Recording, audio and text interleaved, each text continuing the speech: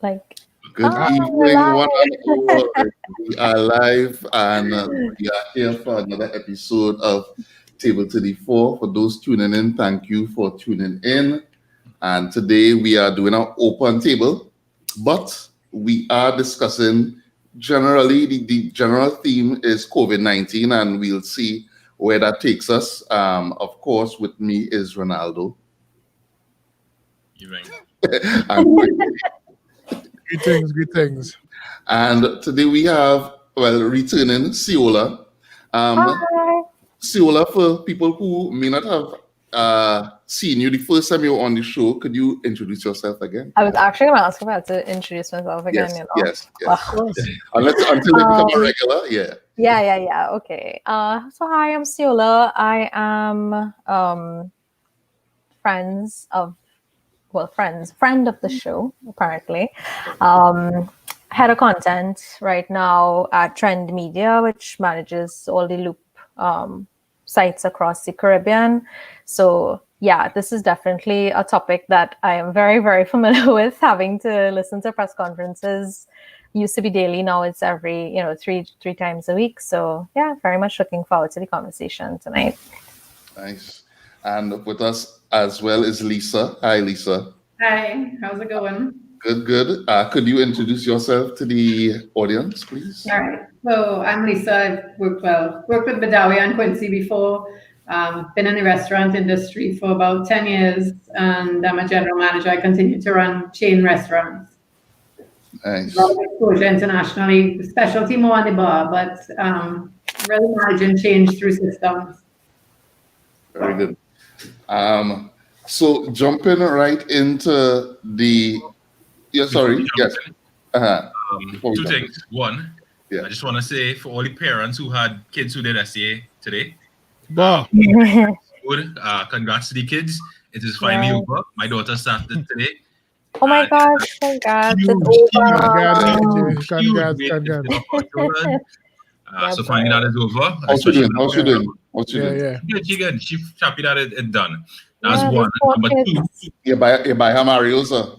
Nah, Oh my God. Nice like a chili cheddar. nah. Yeah. She Mario's get her kids. burger. She that's her favorite thing. So Yeah, she yeah, get her yeah. burger today.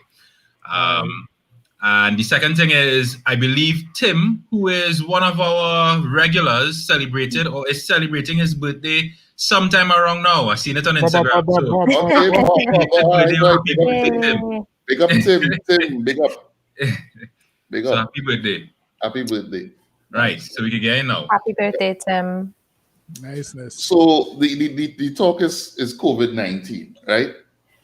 And before we jump into the nitty-gritty of the questions, just in general, and I'll start with Ronaldo. Where's your general outlook, your COVID-19 outlook? Wow. That real Concise, broad. my concise version. Real broad. Yeah. I mean, general outlook. I am in the camp, the not very popular camp. I am looking at this. Yes, it's a really huge health crisis. It is a huge risk to life, but I am looking at it from an economic perspective. And I take that business perspective a lot because I do believe that the fallout of it will negatively impact people long term, not necessarily based on health, but based on the economic fallout. So for me, I do want us to figure out how do we get back to normalcy as soon as possible. And again, I am the unpopular camp of taking a bit more risk for us to open up and do things with restrictions, with regulations, but taking a bit more risk for us to push the economy along rather than just shelter in place and try to wait it out until we have a vaccine or some other means of managing it. Nice. Lisa, where's your take? Kind of like Ronaldo on this. It's a hard decision. It is an economy and it is a life, but we can't just shut down the whole place and hope for it to somehow disappear. For me, it's a little different too, because with my photography, I actually traveled to Vietnam in March in the height of all of this. If anybody's looking, Vietnam was at 94 million people and 16 cases at the time, and everything was open. Yes, everybody was wearing masks, everybody was working on restrictions. The economy took a huge hit because their borders were closed to Chinese tourists and some countries, but the economy kept going, and their numbers have been phenomenal all the way through. And they've managed to, we sat in restaurants, we went out, we did everything. And we really do have to find a balance. Otherwise, we're dead inside. Yeah. Ciola? Yeah, I mean, I think my perspective on it is understanding that there's no easy solution to this. There's no easy answer. I think any choice you make is going to be a difficult one. Any choice you make is going to be, there's going to be a cost attached to it. I think if Trinidadians and Trinbagonians, I should say, and I don't like to broad brush really, but I think there's been if you've used your, powers of observation, you've seen that there's a level of complacency that some people have. And unfortunately, it doesn't take that many people in order to create, these events that what they call, super spreading events, etc. We've seen it all over the world. And things can very quickly go from what we perceive to be normal or functional and that kind of thing to very, very quickly your healthcare system is overburdened, etc. I would actually say that I don't think that the policy is shelter in place until a vaccine is created or anything like that. I think what these moments here of economic shutdown or restrictions or rollback, etc., serve to do is to buy us a little bit more time in terms of stopping us from getting to that point where what we saw in Spain, what we saw in Italy, where you literally had people dying on the street, and I think we can't take for granted that for the most part, we have had a relatively, I won't say easy because it has been hard, and I think people have been scared, and I think we've lost at this point, I think 12 lives, which of course is 12 too many. But I think we might not be grasping really the kind of devastation that we've seen happen abroad could very easily happen here, very, very easily. Yeah. We've seen it already. We're starting to see some of the I don't want to use lag and log. But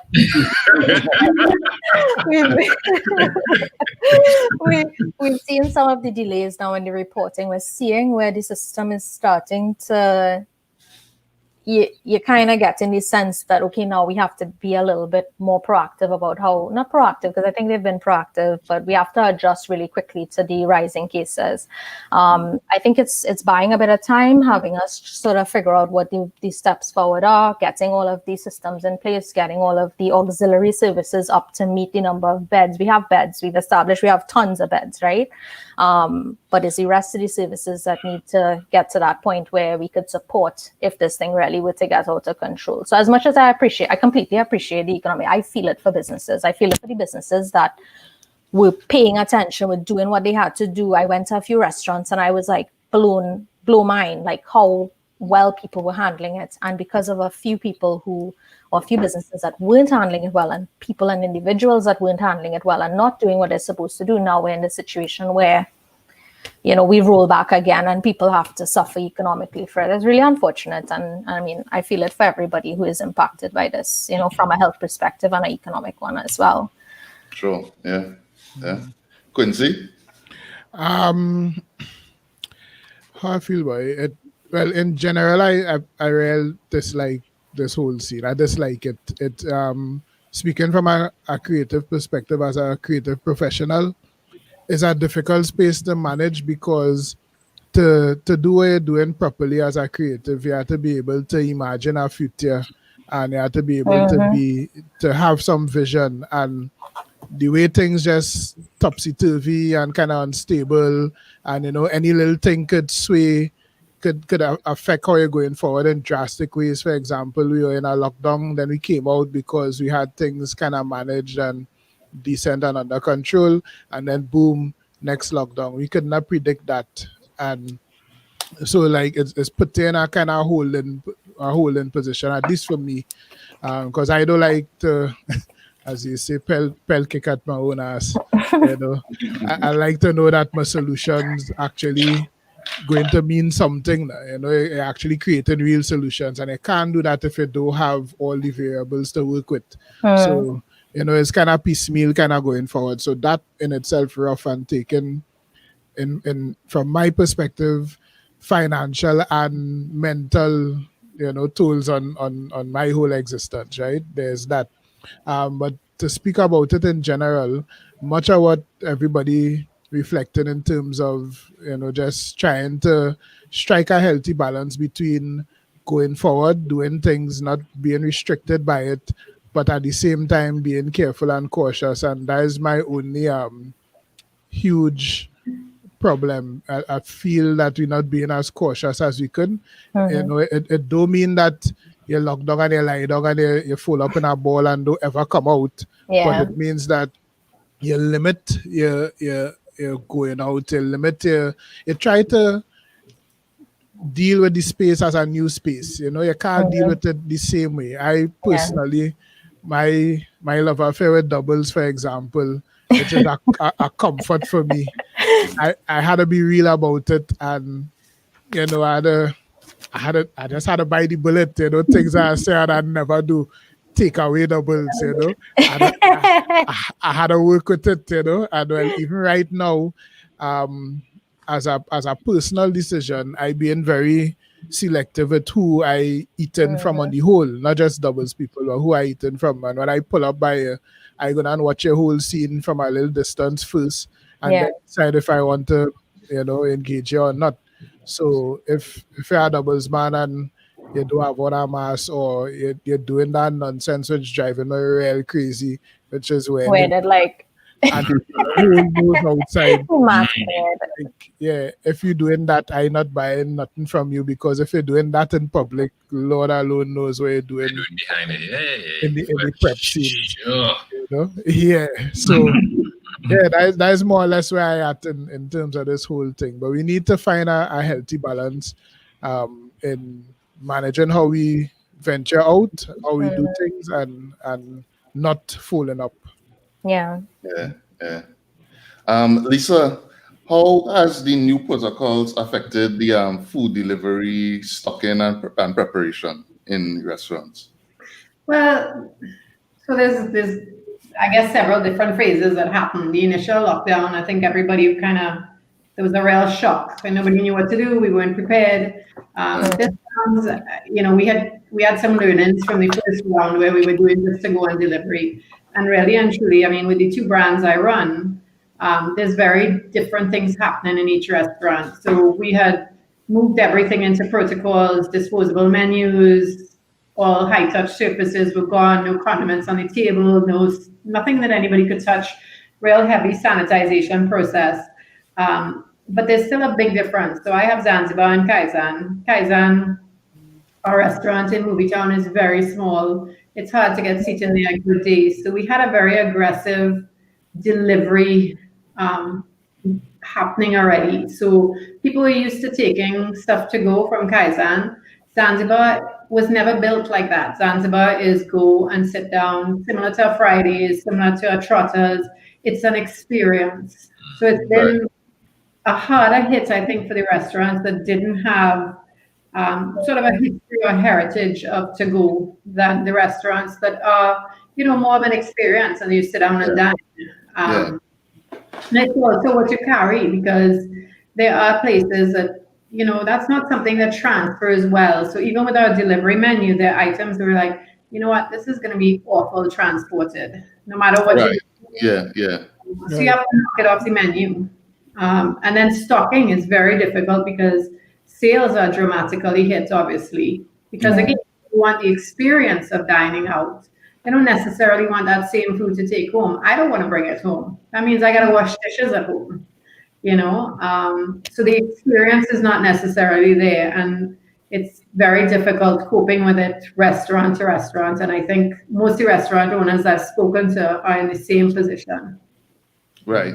Yes, Kaizen does have some outdoor seating. Zanzibar has as well, but it still has not been the same experience.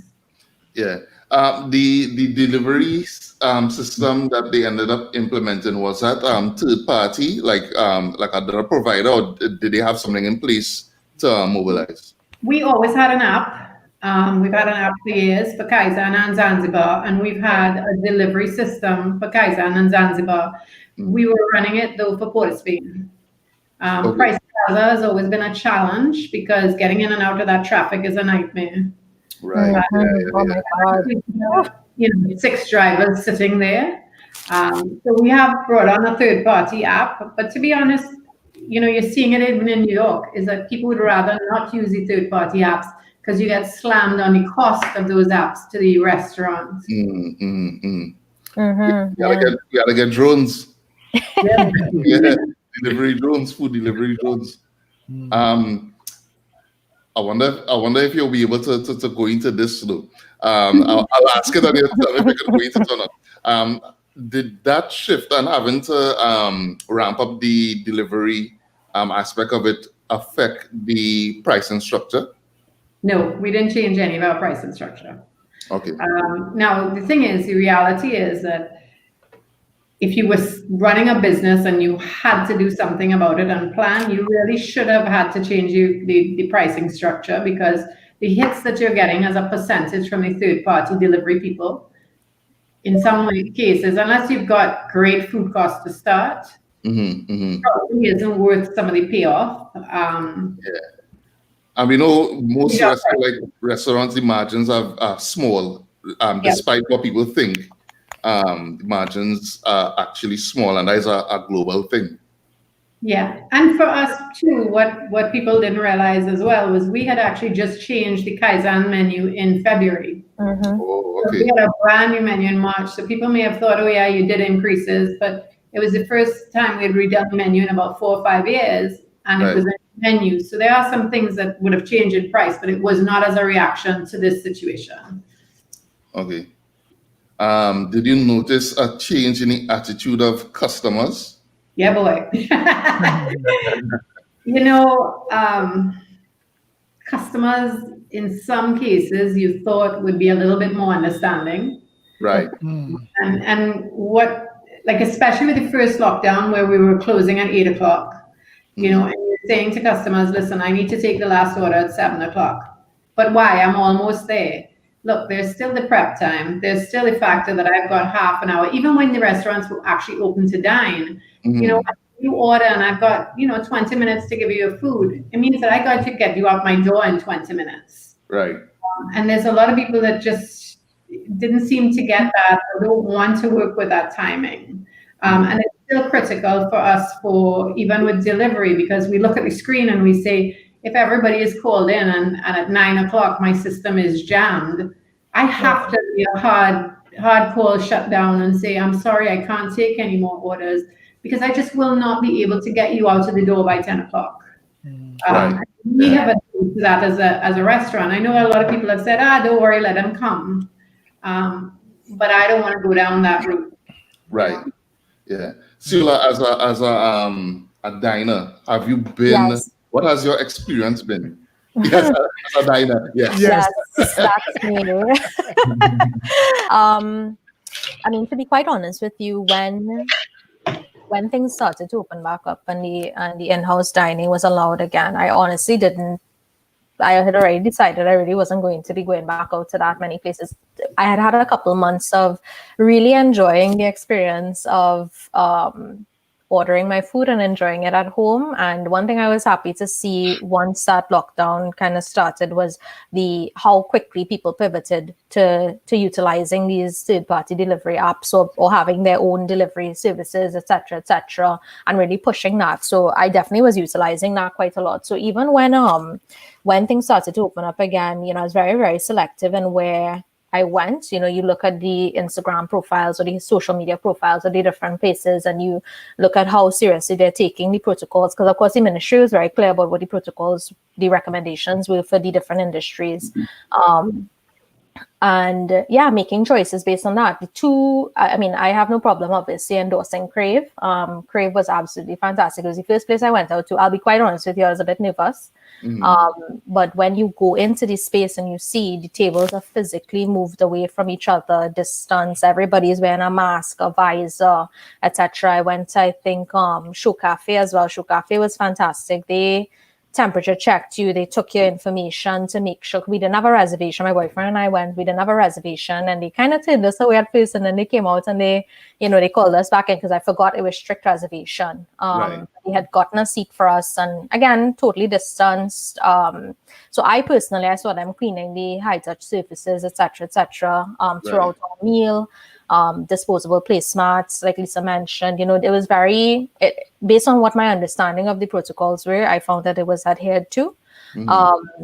So yeah, but I was very selective. Like I said, I wasn't rolling up any and everywhere and deciding to take a chance. So the few times that we did go out, definitely, hi Laura. The few times that we did go out, I think we made very careful choices about where we were going and went to places that we felt we could trust. And it felt comfortable? I felt completely comfortable, completely safe. Honestly, if I didn't feel safe, I probably would have gotten up and left, to be honest. And I think, my boyfriend's also very particular about it. So he'd have probably made me leave as well, So, but no, I think, as I said, there were definitely some restaurants that were adhering to it, taking it very seriously, not trying to skirt around the issue or try to cheat to fit more people in, etc., etc. So I definitely feel it for those establishments that, were rising to the occasion and now, are forced to regress. Ronaldo, you did any dining out since? I have not. I mean, I didn't want to take the risk in some regards. And I just felt more comfortable picking up stuff curbside and heading home. I am one of those who I think I would give it a while. While I will patronize, I don't know if I'll go into a restaurant and sit down. I am missing it. But I don't know if I'm ready to step out in that way as yet. For me, there were a few concerns that I had, particularly around me potentially getting sick. I'm out to work almost every day, and then my daughter getting sick with the fact that she had SA coming up. Right. And especially when they reopened schools and things started to shut down school after school after school, I was a lot more wary of the potential risk to her and not being able to get her stuff done. So I've reserved to mostly curbside or pickup, which works well for me. I haven't gone back into a restaurant as yet. And again, I don't feel I would for a little bit. Yeah, I kind of feel the same way. What you can see?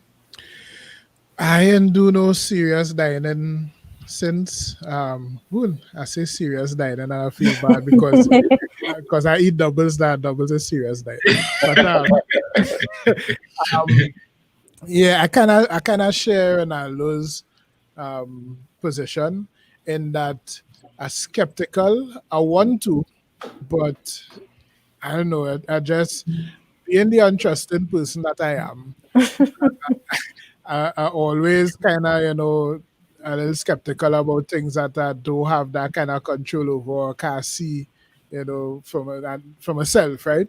However, from the outside looking in, I think I'm pretty impressed by the efforts that especially restaurants making to make sure they sanitize, make sure they set up social distancing. I think the restaurant industry took it very seriously. But they knew they had to because yeah, of course, it's such a very volatile time for them. Yeah. The first restaurant to get traced back a couple COVID cases too. That would be it.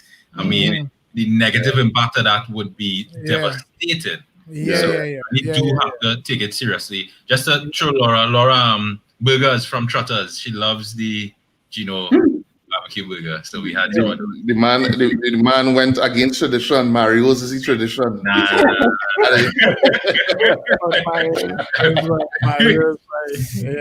But yeah, I don't know. And like right now, I will tell you that my headspace just not in a let me go out and dine space as much as it's not in a let me go in a bar and drink space.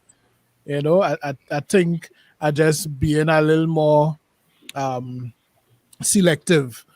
But I'm not saying that as in I would be opposed to going somewhere for something. It's just that I guess my priorities balance out a little different. If I have a reason to go or if I really want to jump out and do something, probably like if plans play out and next week we doing our part two at this um more in the social, the mental health kind of space. I can't stay cooped up in my house and Yeah.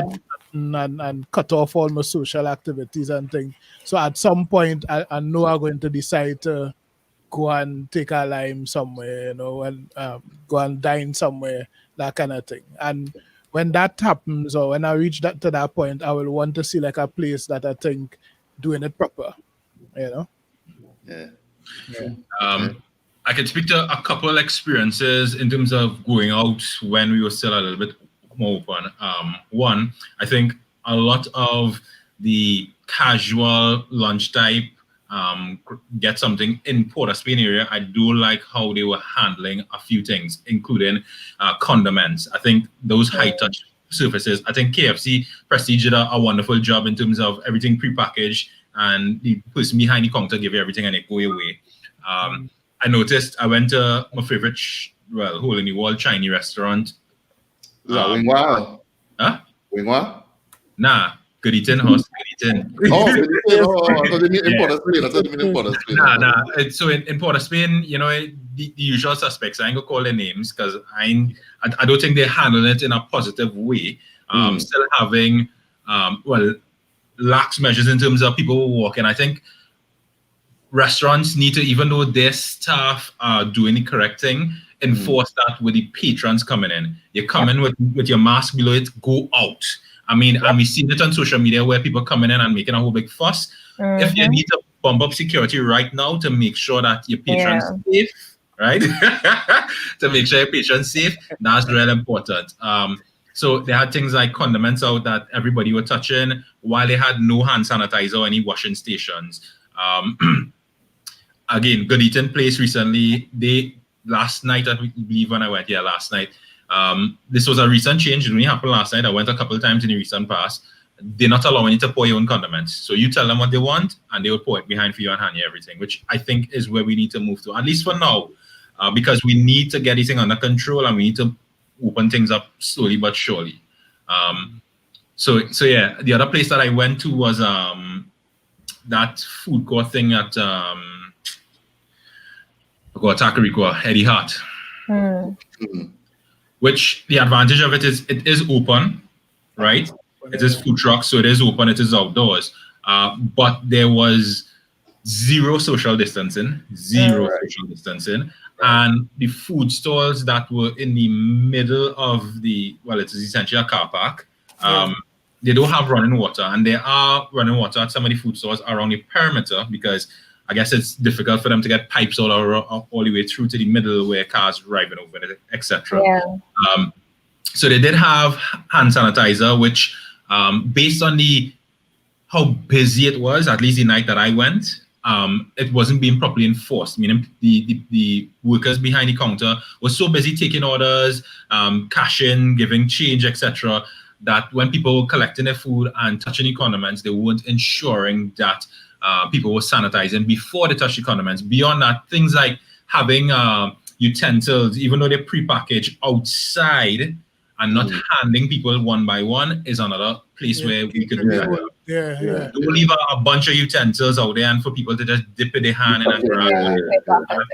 That isn't okay, right? So, I mean, there have been some good experiences and some bad. I think we do need to kind of get things better. I think a lot of people are, in terms of the restaurants, at least the small people, are a lot concerned about, getting as many patrons in, as particularly because they have restricted hours as well. So they can't go till midnight, 1 in the morning and that kind of stuff. So people will come on a Friday and ram it out and try to get as much as soon as they can. And they will try to facilitate as many patrons. But if we do have proper social distancing in place, we will eventually end back up where we have a community spread and we have things shutting back down. So we kind of have to strike again that balance. Lisa, what has the response, say, like your online marketing, like how has it changed since the pandemic hit? Well, I mean, I guess for us, a lot more aggressive on the online marketing. You can't count on, let's say Movie Town. Movie Town is now the dead zone. There's no movies, right? So, and it was even worse when all of the retail was still closed. When retail closed, movies closed, and the restaurants were allowed to do to go, it was just like, you open the door at 7 o'clock and it was horrific. So your online marketing has become very key because you're driving the people to your doors yourself. There's nothing else to just pull them that I'm walking through the mall and I'm like, hey, that looks like a cool spot to eat. So the marketing has become much more aggressive, and we are looking at a lot more marketing towards our family nights or double dates. I mean, even double dates, people are like, well, you don't want strangers in your house, but you may be living in a house with 4 people. So again, family packages. And I'm seeing that with a lot of restaurants. What I am seeing is a lot of restaurants have chosen to jump into the take home and heat up game. Yeah. Right, yeah. And there's a lot of fight about that. Do you really want to take your restaurant food and sell it, whether it's a drugstore or Super Farm or Price Mart?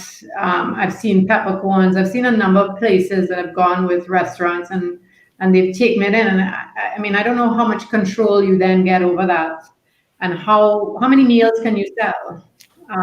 Some people think they're doing great with it.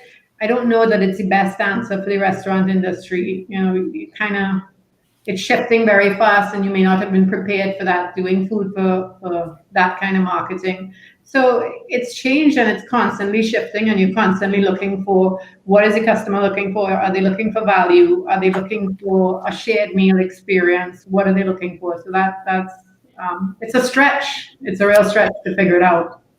Yeah.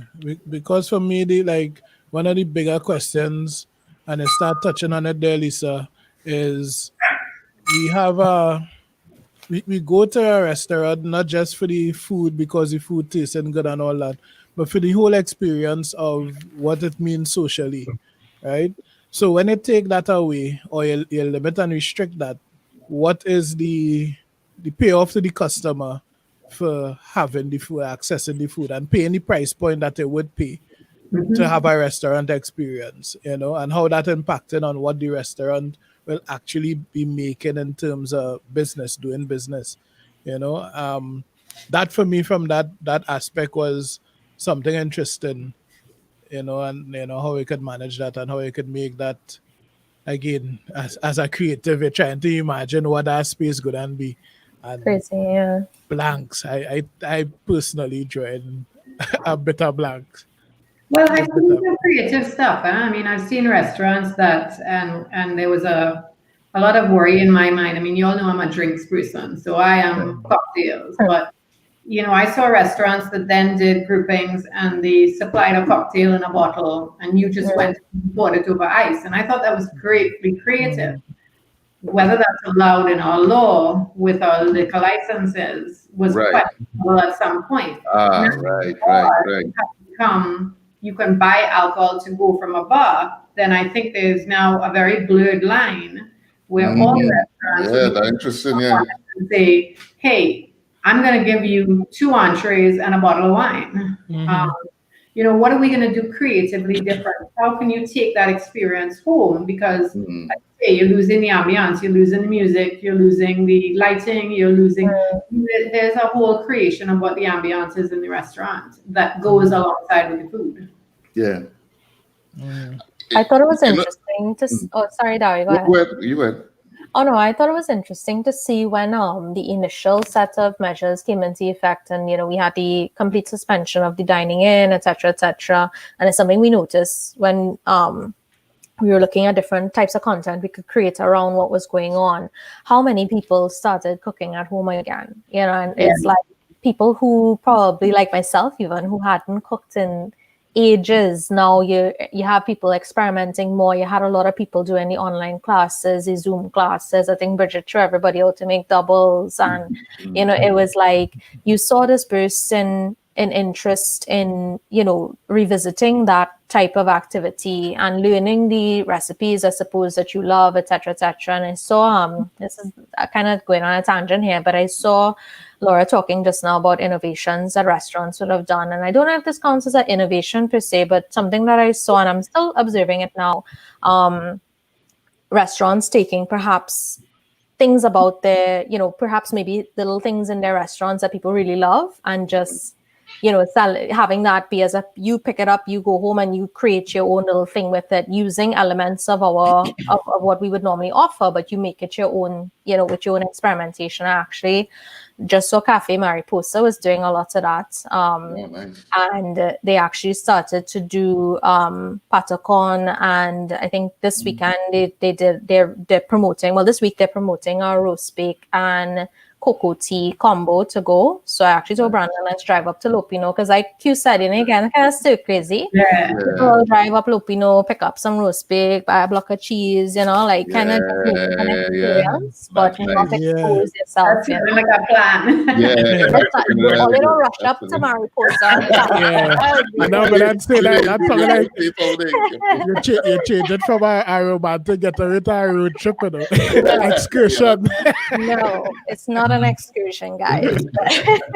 And just to touch on and just on the drinks thing, I saw a lot of, not restaurants, but a lot of events companies now stepping up to the plate. I saw Maccan Events. I think Krista Clark was promoting Maccan Events. A lot of people I saw talking about it actually, where they have these make your own cocktail at home, and they give you all the elements together, and they have the pre-mixed cocktails, and they give you all the garnishes and all that. So I think people are tying in the food and beverage part of this whole thing with the actual experience of creating for yourself. And I've seen people respond positively to it. And I mean, not everybody can do it, obviously, but I think the brands that could do it have kind of been playing around and experimenting with it so far. Well, look, I when I said that, quite by mistake, when we were having sandwich Monday the other day, I wanted to do a Lola's burger, well, a Lola's sandwich, and they had the smash burger that time when we were doing the show. Yeah. And because Lola's closing like 2:00 latest, that kind of thing, the show is 7. I didn't want the burger from all then. So I asked Rhea to give me the ingredients. Right. And I had a real good time, because that's an elaborate thing, right? Lola's sandwiches is a scene. I had a real good time with my numbered boxes and thing, right? And everything, like she deconstruct the entire thing, right? And as in that one had like a breaded eggplant. She gave me the eggplant breaded, but you had to fry it. I had all the condiments in little containers. I had a list saying step 1 is this, step 2 is that, step 3 so. So I went over it. I pull out my tower. I use my tower as a griddle kind of scene, and she gave you the meatball, and they smash that to make the burger patty. And I find that was a real nice experience. And like if you were to reimagine a restaurant experience at home, like, high up on the concept band is how I could dine at home and enjoy the restaurant food. But if you push further down the restaurant band, the concept band, it might be about how I could pretend to be a restaurant chef tonight. You know what I mean? Tonight Welcome I to am my the YouTube chef. channel. Yeah, you know what I mean? Like talking to yourself in the kitchen. Yeah, because like my scene was, and I guess it's because I'm representing the burger, and I wanted to be as close to what they would actually put out. My thing was like, I was feeling like I working on Lola's line right now, as a line cook right now. I had to do this thing up to standard, and I hope you like it and all that scene. I find that was real cool, you think? And that is something that I don't know if it's feasible to restaurants, but that is something that I find could be a nice thing. It's almost like a pop-up restaurant kind of scenario with you as the chef. I find that crazy, and that's fun. That's fun. I have the complete opposite of that. I don't want to do none of that work at all. I don't know how to wash no wares after. I do not want none of that. I just want my food. And that's one of the good things about, restaurants for me. Like when I step out, go someplace, I don't worry about nothing. I swipe my card, and that's my chef. My card is my chef. Right. I ain't want to worry about, getting things right.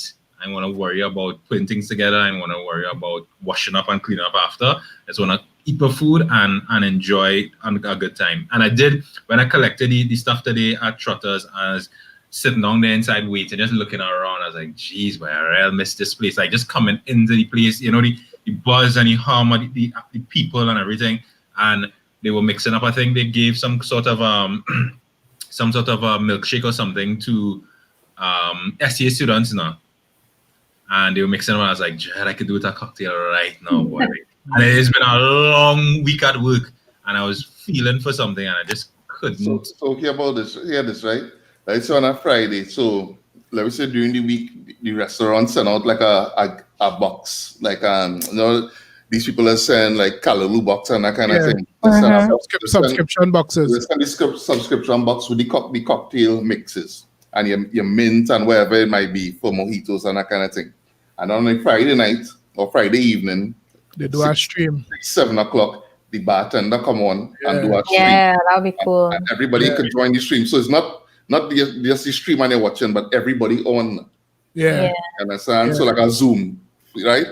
Yep. I saw some people doing that, but like among friend groups, not really like a brand driving it, I don't think, but something like that would be real cool, Yeah. So you still have the social aspect in it now. Yeah. You get to engage the bartender. The bartender, he the charisma, that kind of thing. That's part of the experience now. They tell you something, the thing that they make the drink, and I feel like it'd be cool. Yeah. See, but yeah, it's not everything could translate to that. Obviously, you pick as a restaurant, you'll pick the meals that could work for. But also, we have to remember that like when you're creating communication like that, you can't do it thinking that everybody go participate, right? Mm-hmm. So you might have tiers and different things that you're doing to address different markets, right? And I'm only saying that to clear up the space that we're thinking in. That might be a Friday night initiative that a restaurant to do, but then they might have something else happening on a Saturday night that don't require you to do any work at all. You just get something and you eat, But I feel that is the kind of way to think about it if we had to progress. But that kind of leading me into another kind of zone, and I'm thinking about this based on the experience I had looking at Reggae Sumfest, which I always wanted to go to a Reggae Sumfest. I was never able to have the time or the resources to pack up and go to Jamaica and be in a Reggae Sumfest live. But because of the COVID scene, they stream it live, and it was really good. Yeah, for me it was a real fantastic event. And not only that, I was looking at that and looking at a Brooklyn Music Festival that Jamie had invited me to, and I just straddling there between two international music festivals in my clothes, in my TMI kit, with my beverages that I don't have to fight a bar with, and I thinking to myself, and I still talking to my friends in my school group, and talking to Jamie and talking to other people who looking at it and still putting fire emojis and things. And I really enjoy that, like to the fullest. As in, I probably might have picked that over actually going to the not to mention that it was free, right? And I'm wondering how much of that, because I mean, thinking that would be the future is accepting that we will be in this kind of lockdown state when we have the idea of vaccination and things happening that might open up the scene. How much of that will stay on as something that we get accustomed to, 21 days habit kind of thing, or it presents maybe savings or some sort of convenience that we prefer over doing what was there before. How much of these things will stay versus how much of these things will phase out after? Because I think that will affect how people invest in it. If it's something that we could have long-term benefits, I think we're liable to invest in it heavier than if it's just a plaster for a sore. Mm-hmm. And all that, I guess, creatively is what affecting how I thinking about certain things, because you want to come up with an idea, but how grand could your idea be, Yeah. in terms of how much people are gonna spend on it, understanding where it's for, where's the purpose. You think? Yeah. Yeah.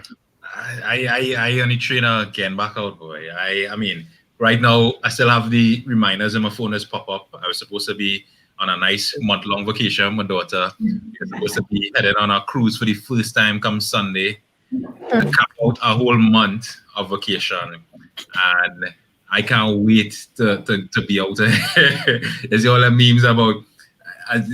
This week I had one with people can't wait to walk down the aisle and deal with a grumpy customs officer. I would love to meet a customs officer right now. I don't have a problem lining up coming back into Biako right now. So I do think for me, I wanna be out there and exploring things. Home is not a space for me. Like the way you enjoy that Sumfest thing. For me, when I do things like that, sizzle and that kind of stuff is always be. I mean, unless you have people home, because for me, those type of events really and truly come down to the people you're with.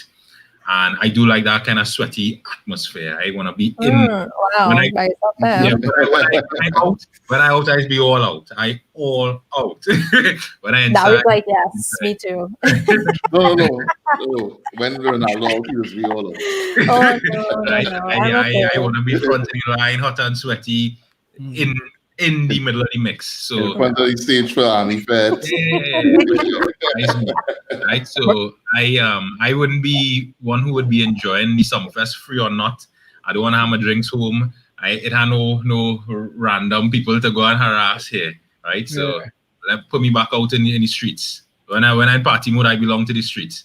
I don't know. Well, you know, when they say the streets, you're talking my name. I all day, and that's the thing. It is so weird for me.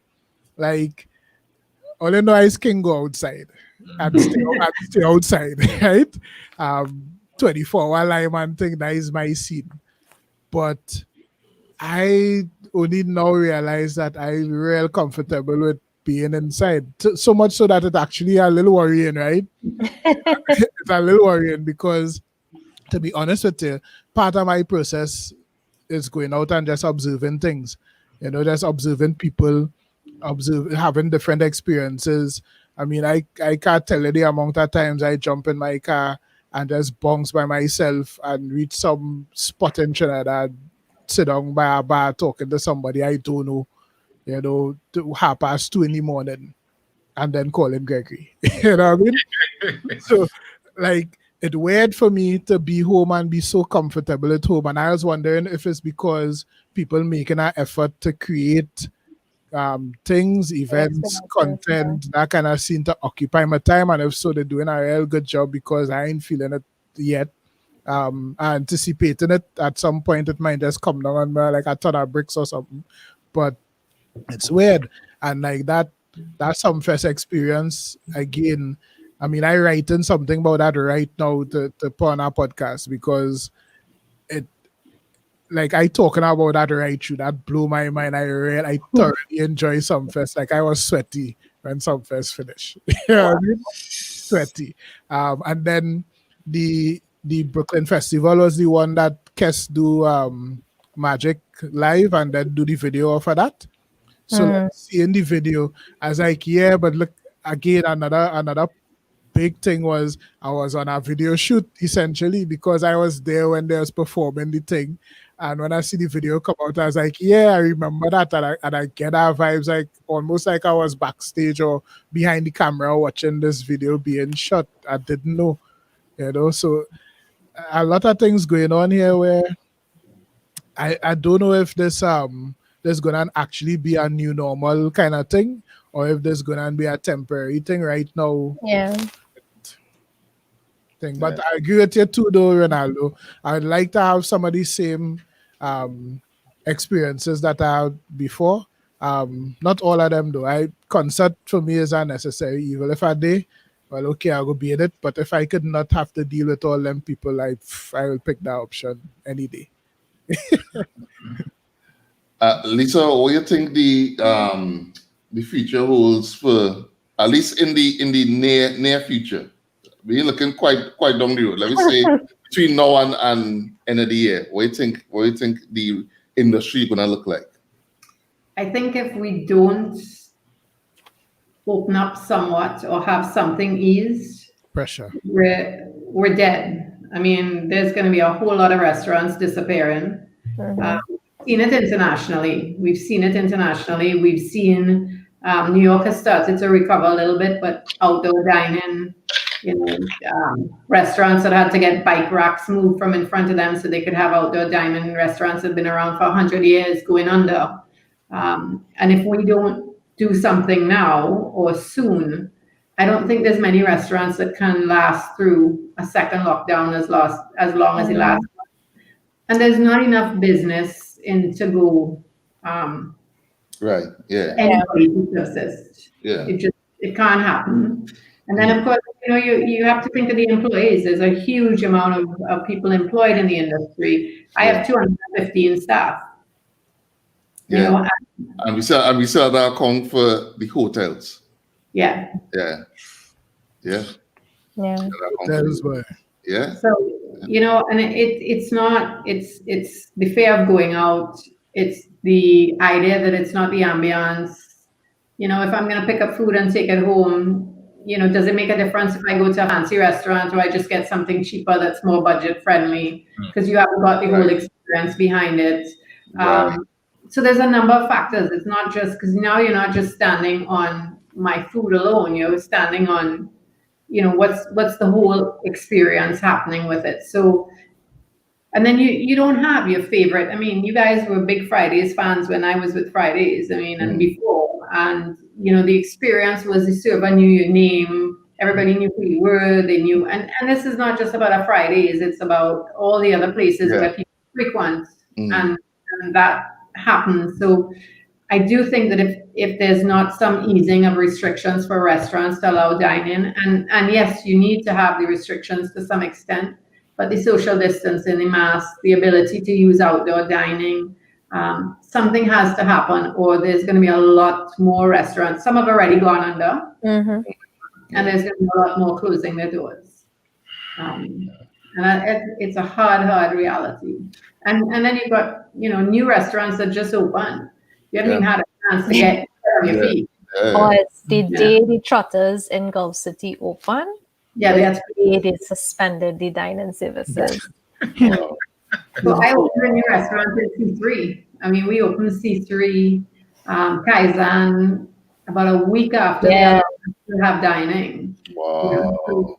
And we were doing well with dining, but if you've been into C3, it's us and two other restaurants on that level that are really drinking holes. Drinking spots. And so now we're the only one that's truly, I would say, more of a restaurant concept rather than a lime and drink and half cutters. And have we been there long enough for people to shift to a to-go menu? Questionable. It's very questionable because you haven't had a chance to get your customers used to you as yet. Yeah.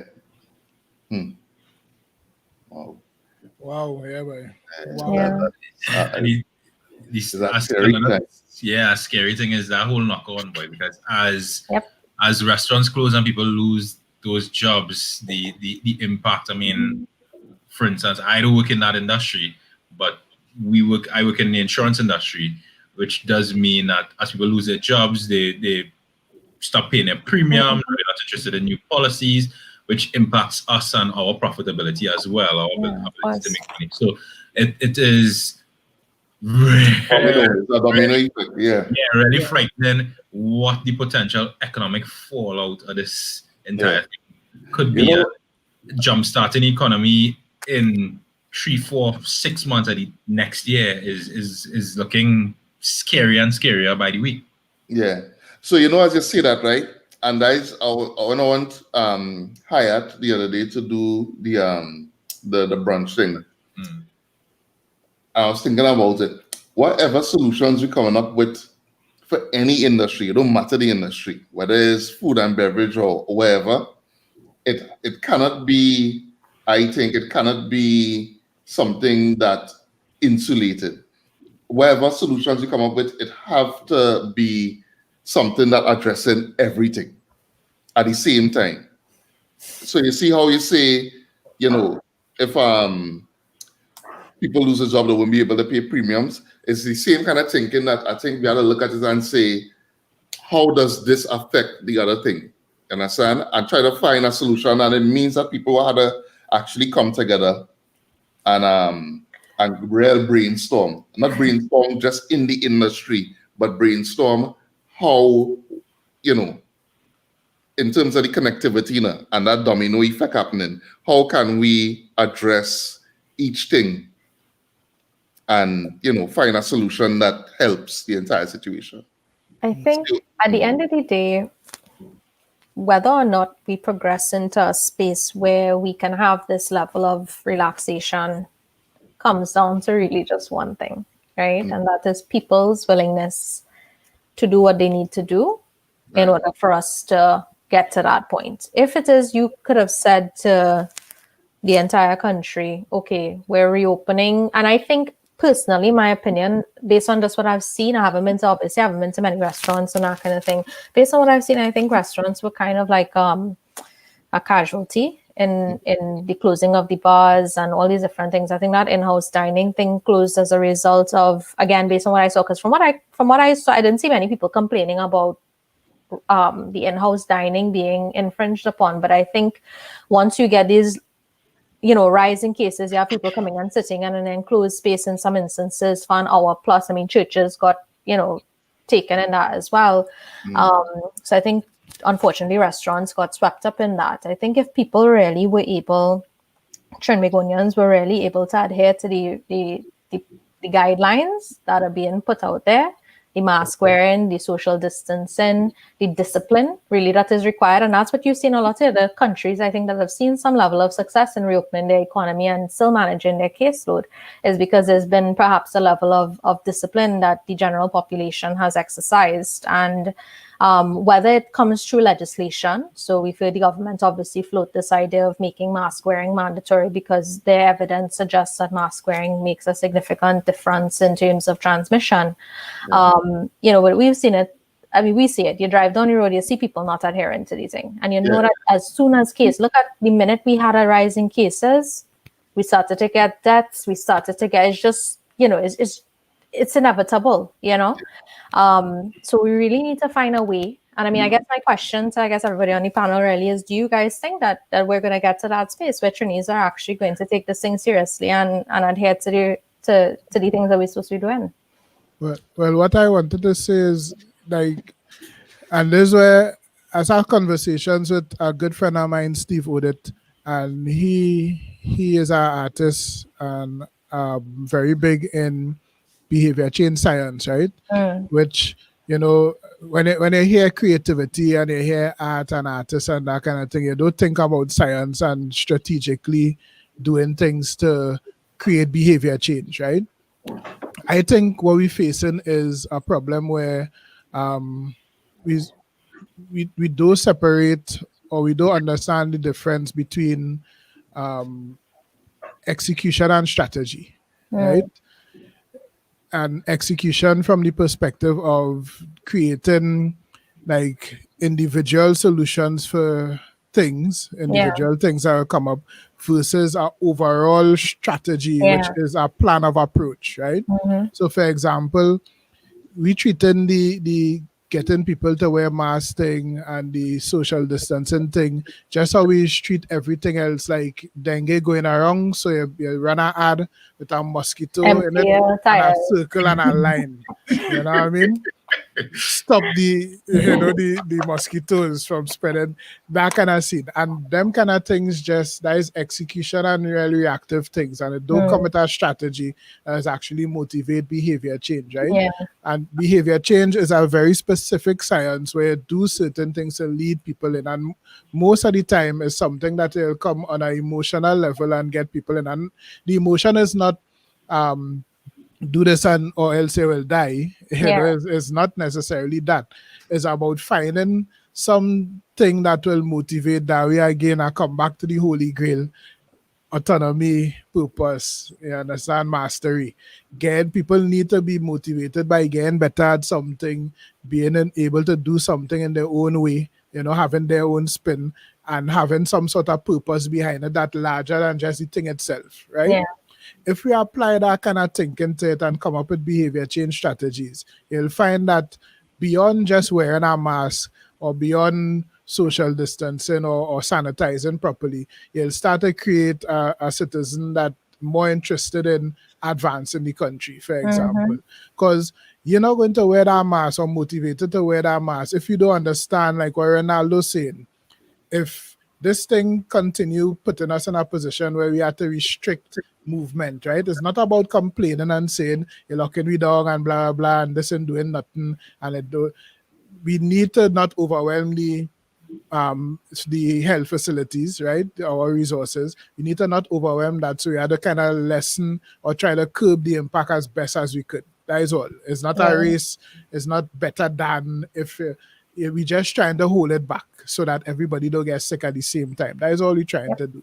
Exactly. And if you understand the reason for that is, number one, you don't put strain on that as on the healthcare system, as well as you don't put strain on the economy by having a slowdown in the economy, then people might have a better grasp on why you're putting on the mask. If you say don't put on the mask because you're not going to stop the spread, just like that, simple, without anything else behind it, then you don't get a chance to form a more emotional or a deeper connection with the individual that is put on this mask so you could keep paying your bills. You know what I mean? Put on your mask so that your fridge could stay cool. Yes, and I mean, I believe. I mean, as one to believe, because obviously I want the society to progress, right? So I want to believe that that is the measures that we should take, but we're dealing with an indisciplined public house. You understand? And the fact of the matter is, we don't have the luxury of waiting for people to get to that point. Yeah. You understand? So unfortunately, I think what we had to do as a strategy is what we just always do, which is not a progressive thing, it's very regressive, which is draconian punitive. Yeah, that's what we had to do. Yeah. We had to go with severe measures, a big fine, lock up thing. And I said, stop to this. So this thing, when they had made the announcement that they're gonna close beaches on the Monday, that was nonsense. That was nonsense. Say the beaches are closed now. No, right now. Correct. Are closed now. If you go to the beach, you will be locked up. Yeah. That's what you have to do. You can't tell people don't the beach is closed Monday, don't go to the beach, because you're dealing with an indisciplined public. Yeah. And they knew it because they said it in the conference. Yeah, they say it. They know that they don't go and take a last drink. Yeah. But check this, right? We have a parking spot in the most important thing is we do not have the luxury to wait for people to reach to that point. But no, hear this, right? Hear this. I'm gonna say two things. One, behavior change and making them kind of connections don't negate implementing things like that, which is enforcing, right? But you need to enforce it, and you need to do things like put fines and things, so you have that buffer. But at the same time, the fun part is behavior change, though, and even behavior change and things that might seem to be people getting conscious and all that. It's not about discipline, It have plenty of people doing things, indisciplined people doing things that the behavior change. Let me show you seat belts. Well, I was not going to use seat belts. Using seat belts as an example of that, because the reason why our attitude changed towards seat belts was because of the fine. Yes and no. Solely because of the fine. Because we hear messages about seat belts for years. Right. But there's the wrong message. Say, listen, here what's going on. If all they do all the seatbelt, pay money. Right. Everybody's had to wear the seatbelt. So now check this, right? Yeah. One way to look at it is a fine, but push deeper down from that. What a fine mean? What does a fine mean to you? I mean, I spend money. I'm losing money. And when they lose money, what I mean?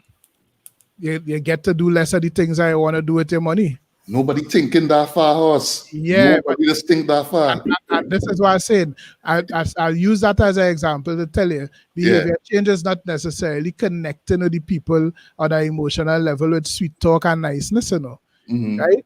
Behavior change is connecting with people in a way that they have a reason to take you on, right?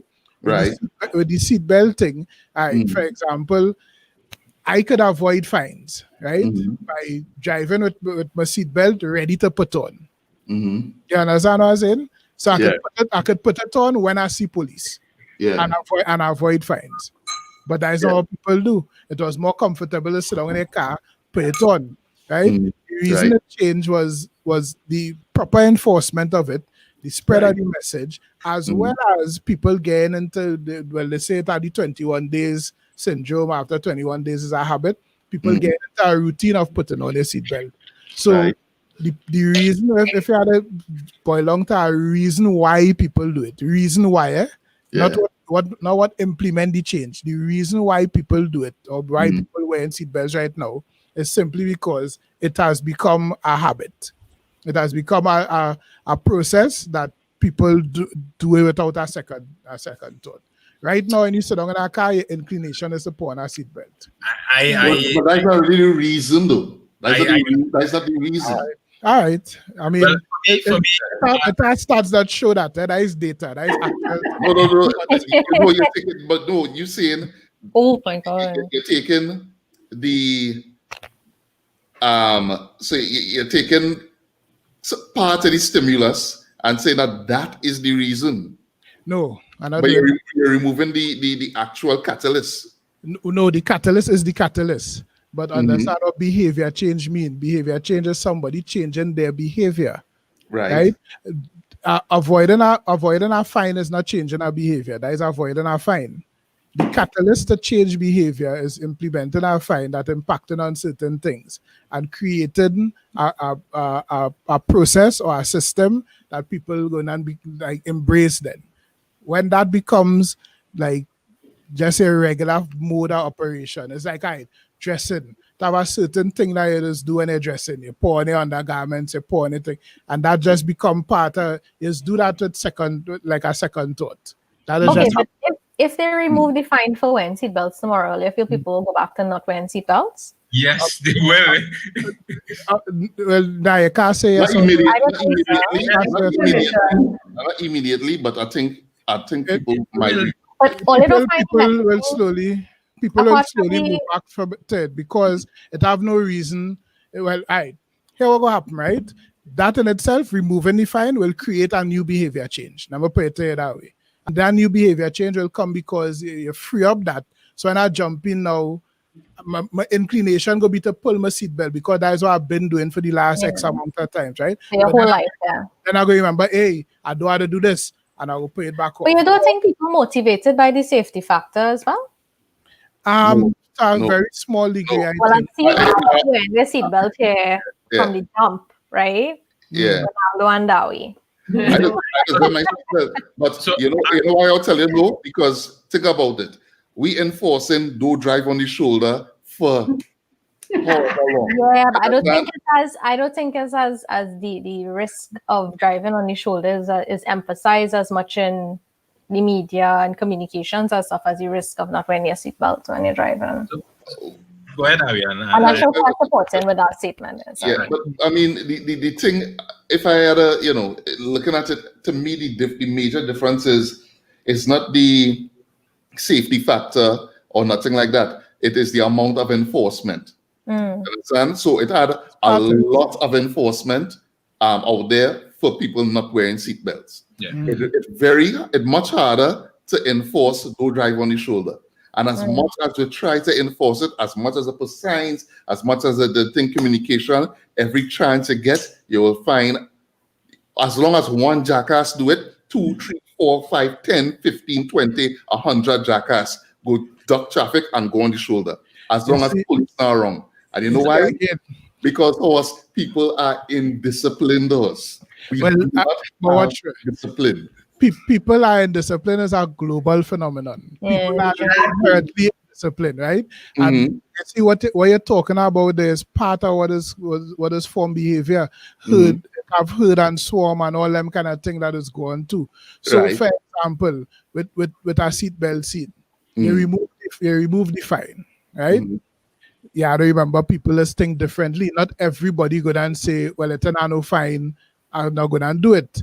So then you go have interaction where you might come in my car and the new behavior change in impact on me because I just set in my ways, I jump in my car, put on my seatbelt. When you come in the car, I go and tell you put on your seatbelt, right? Because you Yeah. can't drive in my car without no seatbelt. I find it It's safe. a little noise or started ding. And So- that so- person, just now, hold on.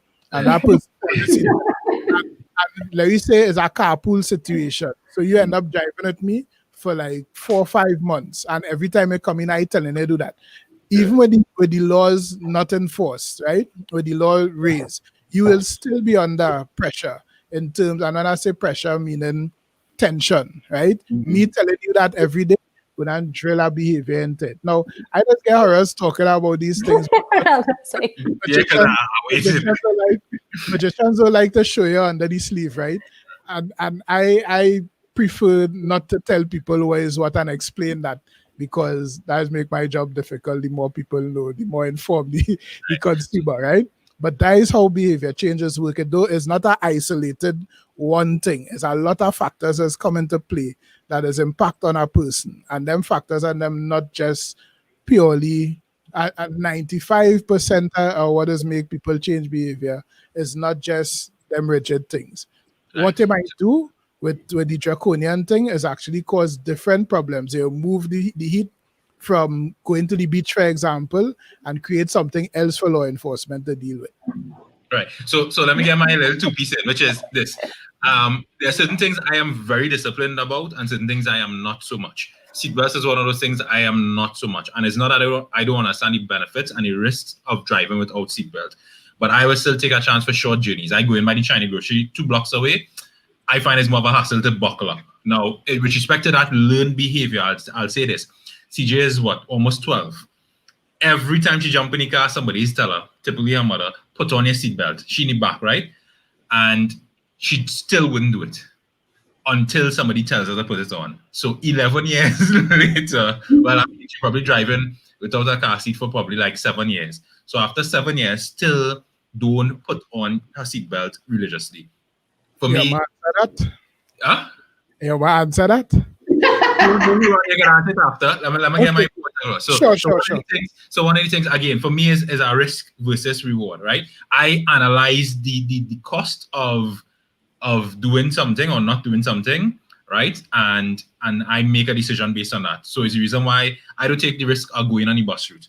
I don't see the advantage of going on the bus route, but I know people who whole day every day they're driving on the bus route. They just get pulled over on the bus route all the time. They in all them groups and whatever trying to avoid it, but they still get catch once in a while and pull on the bus route. So I applaud the whole demerit thing as well in terms of you could potentially lose not just money, which I mean, money come, money go, but you potentially lose the ability to drive. I think that is much a bigger factor towards getting people to change their behavior. That's one. The second thing I want to say is we could talk all about this change behavior, but a humongous thing here is how long we've known about sexually transmitted diseases, AIDS, whatever. And we know there are ways for simple things we could do, right, to mitigate the risk for that. And we still don't do it. It is still have the majority of the population out here taking a risk, right? Day in, day out. And they know the consequences of that life-changing. You could lose your life or you could end up with a disease that you have for the rest of your life. And it still have people out here taking a risk day in, day out. I mean, I think you see a similar thing now with the, I mean, exactly what you're saying in regards to the perception of the level of risk. And even within this COVID-19 reality, you're seeing where people are obviously aware that there's a risk. I think everybody's accepted there's a risk with the exception of the person who thinks COVID not real and, you know, I got any comments earlier. I know if you were just true. I mean, yeah. But you see it too now with the level of even interaction people are having with friends, you know, and acquaintances and that kind of thing. There's a certain level of rigidness that you're adhering to when you're dealing with people you don't know. For example, like going out to the grocery, you're going out wherever, you're adhering to your mask, you're doing what you're supposed to do. But then there's a level of relaxation now when you might go visit a friend at their home, or you might say, hey, let's have a dinner party, or hey, let's, there's a little party, come to the party, and it's people you know. So you feel a level of security there, and as such, you let your guard down. I've been seeing a lot of that happening over the last couple months, where you're seeing people who otherwise you look at them on the street and you say, yeah, you adherent to it. But then there's a level of relaxation when you're amongst people you perceive to be low risk, when in actuality, this thing is much like, as you say, STDs and all these different things. It's not really something you could really watch them and say, okay, yeah, you are a bigger risk to me than the other. I don't understand why we didn't get a soca song and a dance. Because as you spoke about Vietnam, I thought about Vietnam's approach, which was they had this very, very massively popular sort of public service pop song that they put out about. Listen, We had one. We had one. yeah, sunlight will kill COVID. DJ Baba singing song. Oh yes. The minute she paid DJ Baba, was it that We money? need like a dance. We need stuff. Sunlight will kill But if you do the COVID. champion, that's it. Biggest tune for 2020. Sunlight will kill COVID. That, I think that is the biggest tune for 2020 right now. But, whether we get to move forward or not really comes down to personal responsibility at the end of the day, and the government and whoever the authorities could legislate till they blew in the face. As Dawi pointed out, that our legislation people don't follow right now. I don't know if you had to end up on a ventilator to care. That's not going to happen. Enforcement or people dying in Well, I give kudos to Trinidad business in general, because I left here Carnival Tuesday night, went to Vietnam, went to New York, Hong Kong, passed through LA, and Vietnam was taking it seriously, Hong Kong was taking it seriously, New York and LA, it was like it didn't exist. Mm-hmm. And then I came home to Trinidad, and I was in self-quarantine for 2 weeks, and I give kudos to the companies and the businesses that really stepped up to the plate and got those hand washing sinks outside and got sanitizing units. We really stepped up to the plate. I think what happened though is we got lulled into a sense of security because we only had imported cases. Mm-hmm. So everybody kept sitting around and going, well, we have no deaths, we have no this, we have no that, we're washing our hands, we're sanitizing. But we got lulled into a sense of security, and that is what I think we're fighting now. And I've said to so many people, because is COVID not real? I have friends who are in the medical profession in New York, and I tell everybody, one of my girlfriends called me crying one night and said, listen, I have to go into those hospitals. I need you to promise to take care of my child. And I was like, wow, This is what you're facing as a medical person.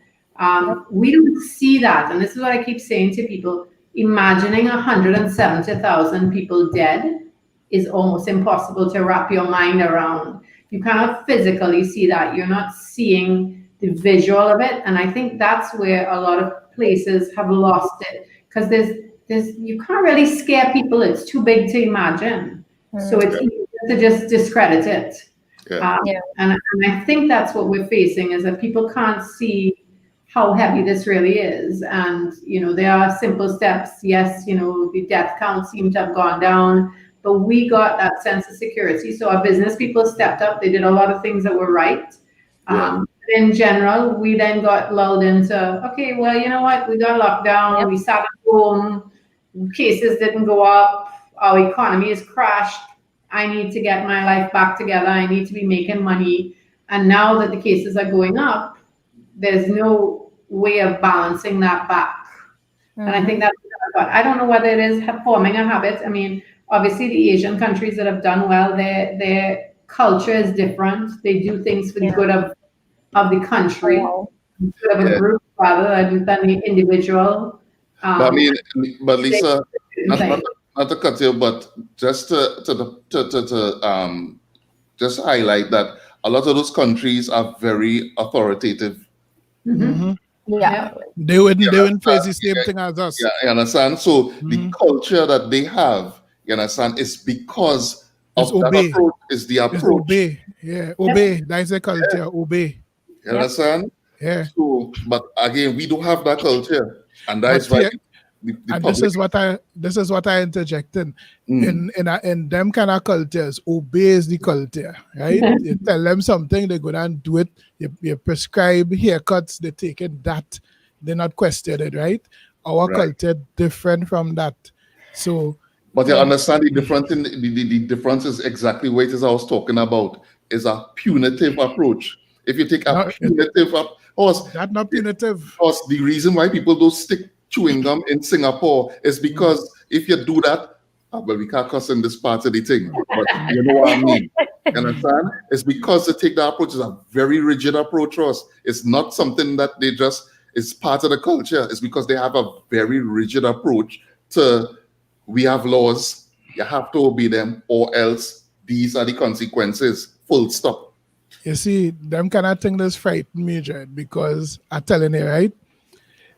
Just this little going on here, for example, is like when I look example of the seatbelts and thing.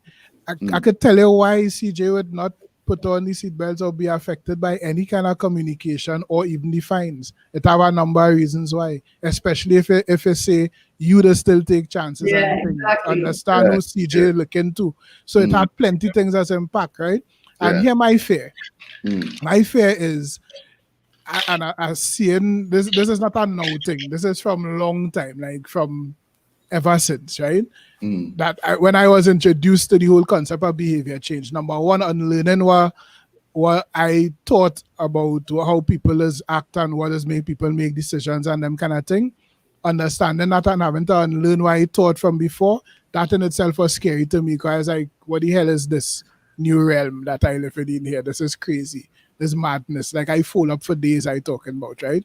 And number two, looking at people making decisions and coming up with solutions based on that kind of thinking is scary because I see in where like either a combination of things not changing as well as new problems arising, new problems coming up that we have to deal with, right?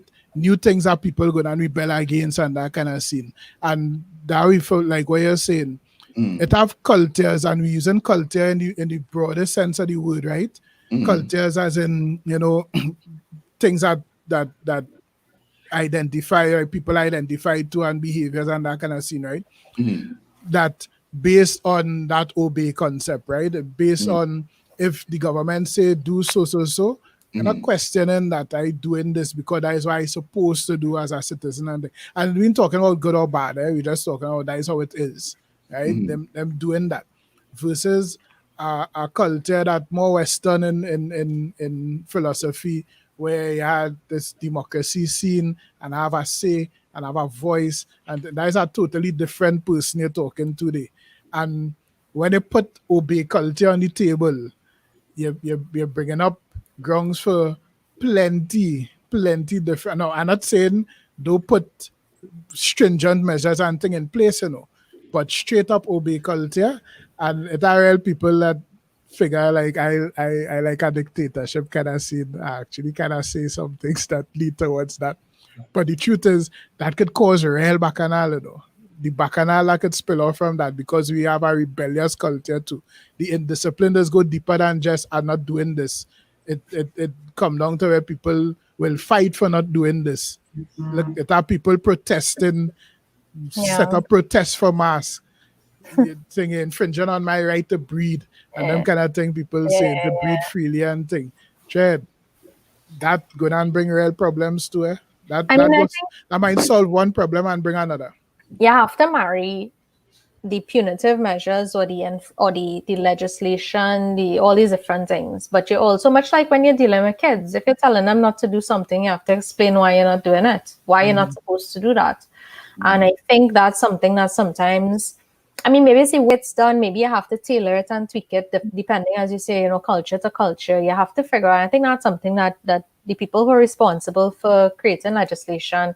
I mean, there's so many times. I mean, you look at we laugh in Loop a lot about the fact that you could tell that this COVID period here is the first time plenty people watch our press conference. Nothing like post-cabinet people talk about, hey, Rowley sounding like, yeah, COVID. Well, I said, that's just how your prime minister speaks. I've never heard Dr. Rowley speak before, clearly. So welcome. But there's I think, and again, this is as Q was talking about long-term strategy and behavior change and that kind of thing. And I think what we're talking about is kind of the same thing in the sense that you have short-term strategies, you have long-term strategies. In the short term, we need to nip this thing in the bud and we need to get people doing what they need to do, but we also need to find a way. And I don't know that we've ever really done it. Oh, my computer's dying, 1 second.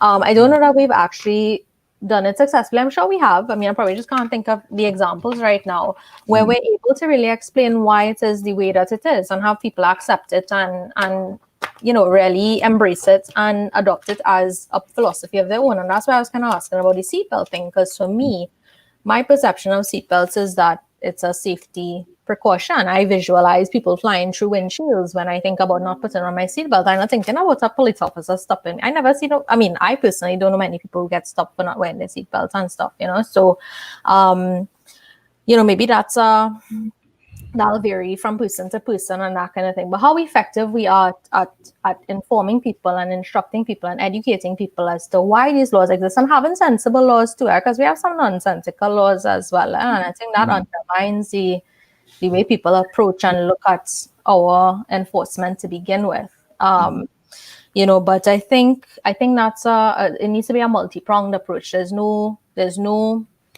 one perfect answer, and I think we all know that. There's no one perfect answer, and as we see here too, it's not just at the state level; it's at the home level. It's there's so much personal responsibility that comes into this, and it's a lot. There's a lot of ground that needs to be covered. I don't know that we will get there anytime soon. I mean, it kind of will have to be a generational change, I think, as we get the opportunity to influence young'uns and whatnot. We try to implement those things and be better at explaining these things than maybe, the generations before and hold those, demand that as well from lawmakers. But my head hurting when just I mean, it's plenty, it's real plenty, it's real plenty. It's a lot. But again, as you say, Siola, because of what we're dealing with here, is that we don't have the luxury of allowing a full, a full rollout. Now. We had to tackle it. Yeah, But that is what lockdown is, eh? Yeah. That what lockdown is. If all do understand that they need to distance and slow down things, we had to lock down some places so that they don't have the place to go. Yeah, we had to do more than the lockdown though. Yeah. We had to start people start to get locked up and things. I agree. People that way because you couldn't put them in crowded environments. Sorry, I'm yelling. Crowded environments where they are going to be more susceptible. But fines. This is true. Fines.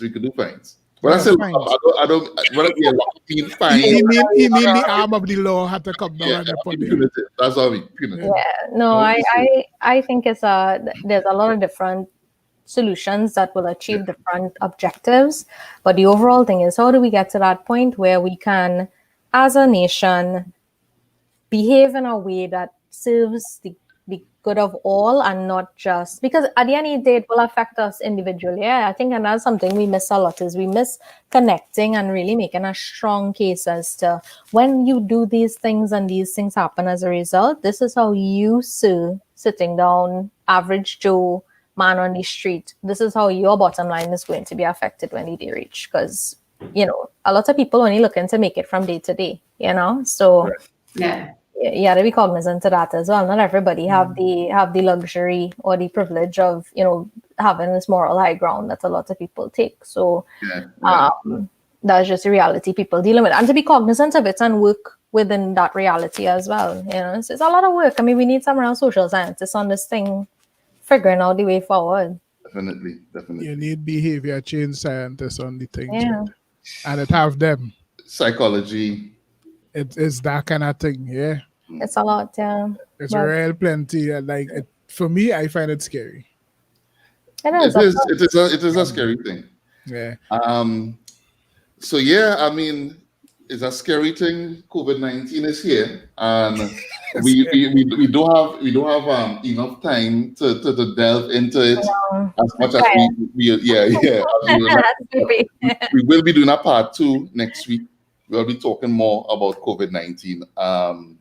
But I think this was a really good conversation. Yeah. To start it off, I want to thank Lisa and Ciola for joining us. Thanks, ladies. It was You're really, welcome. really good for you to come through. And of course, thank you to everybody for logging on and checking out the stream. We after partying tonight, or I am not. And we're waiting yeah, for Quincy, don't answer. Quincy, we Yeah, don't you know, I just sit down and Yes, wait. this Whatever. question is for Ronaldo. I'm waiting for a little bit. I can't stay for whole night. I can't stay for long either. So, Hmm. you know, I just always say that. Busy, booked and busy. Yeah. Thanks again, Lisa and Ciola, for joining us. Thanks. And look out for us next week. We will be continuing the conversation on COVID-19. Cool. Right. So we're coming back in a bit. Y'all stick around. Night. Bye. Mhm.